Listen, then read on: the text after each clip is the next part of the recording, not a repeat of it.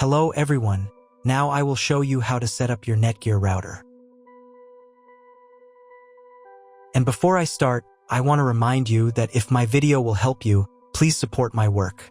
Half of all donations I send to animal shelters. All details are in the description down below. So the first thing that you will need to do is to turn on your router. Take the power adapter. Plug one end of the power adapter into an outlet and the other into the router.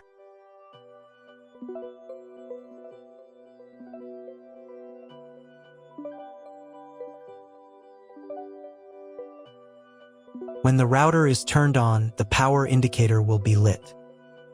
It may take a few minutes for it to completely turn on. Next, plug the cable from your internet service provider or from your modem into a special internet port. This port is usually labeled as internet, and usually it has a different color. Each cable should be inserted until it snaps into place. Now you need to restore the router to its factory settings. Hold down the reset button on the router for 10 seconds. Wait until the indicator lights on the router start flashing.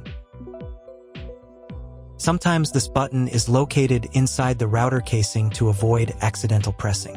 In this case, use a thin object to press on it.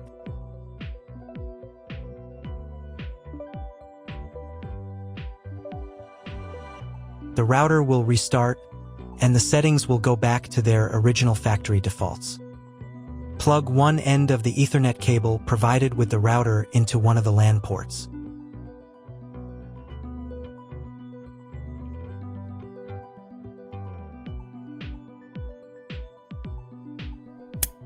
And plug the other end of the cable into your computer's Ethernet port. Wait a few minutes for connection. Great, we've connected the router to your computer. Now you will need to set it up. But first, let me show you another way to connect the router if you do not have an Ethernet cable or your computer does not have an Ethernet port. Connect the router to the power adapter and cable from your internet provider. This will enable Wi-Fi. If your router is new and hasn't been set up, your Wi-Fi network will be named after the router. Your router has a unique Wi-Fi network name and password printed on a sticker. Connect to it. Great, you've connected to the router. Now let's start setting it up. First, open your web browser and visit the URL you see on the screen. Use the URL bar instead of the search bar. Then click here.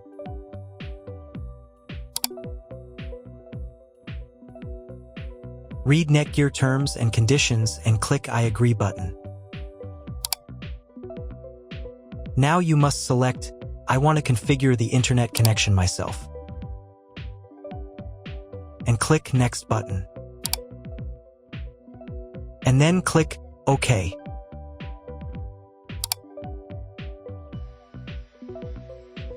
If your router settings do not look like mine, it means that your router has a different firmware. I made a video for every firmware type. You can find all the links in the description down below. So the first thing you need to do is set up a new password. The admin password is used to log in to your router's web interface. Pay attention to the password requirements. Write your new password in the first field and duplicate it in the second field. Then select 2 security questions and write answers for them. You need them just in case you need to reset the admin password in the future. Click Next. On the next page, you will find the information you need to connect to a Wi-Fi network. If you want, you can print them out. Click Next button. If the router has not been updated for a long time, the next page may automatically start the firmware update process. I recommend updating the firmware if a newer version is available. It will take about 3 minutes for firmware update. Please do not turn off the power or press the reset button. If the new firmware is not available, just click OK. Then you will be redirected to the NETGEAR's website, where you can register your router. If you want to, you can do it. I'm not going to do that, so I'm just going to close this window. Log in to the router's web interface again if you were logged out of it. Enter the standard username admin and password that you created a few minutes ago. Press Sign In button. In the top right corner, you can change the language of the router's website interface. To get the internet, go to Advanced.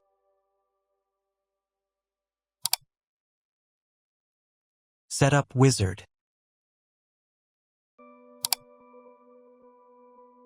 Press No, I want to configure the router myself. Then press Next button. On the next page, select the internet settings. In most cases, there are two options: connection with and without a login. Almost always, your internet connection will not require a login. All the information you need is in your internet provider's contract. If your internet connection does not require login or you do not know whether it does, select No. Leave account name and domain name unchanged.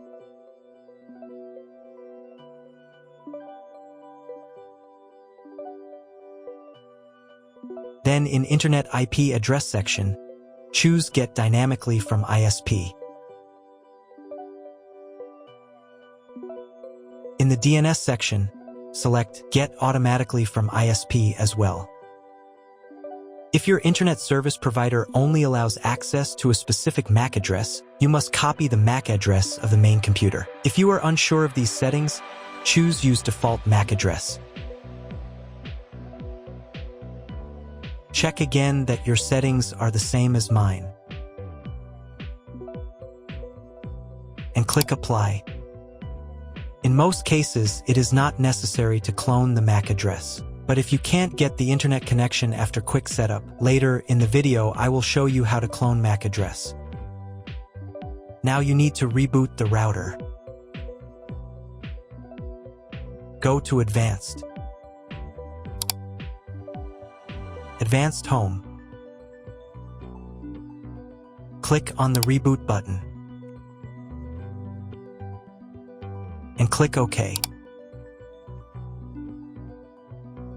After the reboot, wait a few minutes and try to Google something.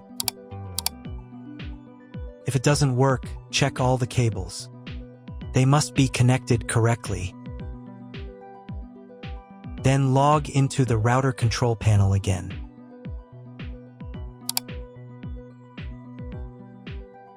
Go to Basic,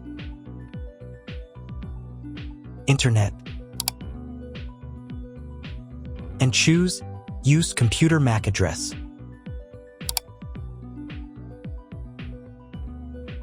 Click Apply button. And then reboot router again.